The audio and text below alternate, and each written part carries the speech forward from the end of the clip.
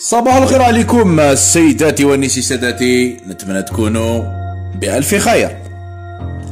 الموضوع تاع اليوم سيداتي والنساء سادتي نتكلم لكم على واحد القحبة تاع الشرق اللي قالت لي عندها عامين كي كنت في القناة الأولى كنا نهضروا لغة واحدة أخرى.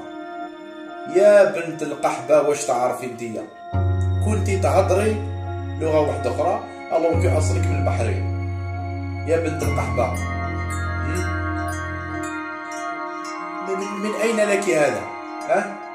شكون يهضر على الأمازيغية؟ يا أخي هذه الأمازيغية هذه ما كاش الناس، شكون يهضر على الأمازيغية هذه؟ يا أخي القبايل وقتاش وليتو هكذا نتوما؟ شوفوا صيفتكم يا ولاد الحرام.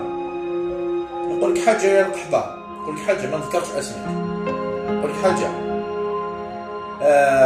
المشرق والخليج اللي كانوا يهضروا كيما نتوما، باسكو العربية تاع الصح كيما رددتوها مرارا وتكرارا راهي في شمال افريقيا، جبتوها كاع لهنا، جبتوها وجبناها هكذا كيما كلمة واعر عربية.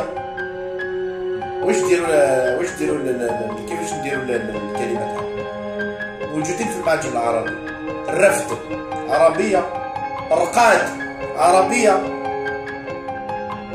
يا بنت القحبة هما اللي كانوا يهضروا كيما نتوما، هما اللي كانوا يهضروا كيما نتوما. كي جيتوا لهنا جبتوها كاع شمال افريقيا بقات لهم الفصاحة.